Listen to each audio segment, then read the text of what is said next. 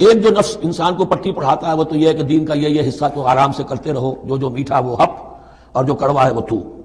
دوسری پٹی یہ پڑھاتا ہے کہ ابھی ذرا یہ ٹھیک ہے کہ اللہ کا حکم ہے، یہ بھی حکم ہے، دین کا یہ بھی تقاضا ہے، ابھی ذرا ذمہ داریاں ہیں، ابھی ذرا بچوں کے معاملات ہیں، بچے برسر کار ہو جائیں، بچیوں کے ہاتھ پیلے ہو جائیں، میں ذرا ریٹائرمنٹ بھی لے لوں تو پھر یہ مکان بنا لوں، پھر میں اپنے آپ کو دین کے لیے پھر خالص کر لوں گا دین کے لیے، پھر میں وہی کام کروں گا۔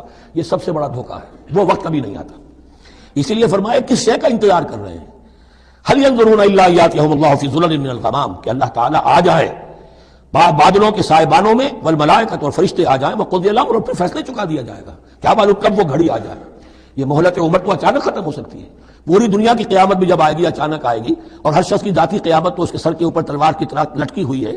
من مات فقط قامت قیامتہ، جو مر گیا اس کی قیامت تو آ گئی۔ کیا تمہارے پاس گارنٹی ہے یہ سارے کام کرو گے تب تک زندہ رہو گے اور پھر بھی تمہارے جسم میں کوئی توانائی، کوئی رمق باقی رہ جائے گی کہ دین کا کوئی کام کر سکو؟ جان لو تم کس چیز کا انتظار کر رہے ہو سکتا ہے اچانک اللہ کی طرف سے مہلت ختم ہو جائے۔ اسٹاپ رائٹنگ، 3 گھنٹے ہو گئے، بس اب جو لکھ لیا اب آگے تمہارے پاس مہلت نہیں ہے۔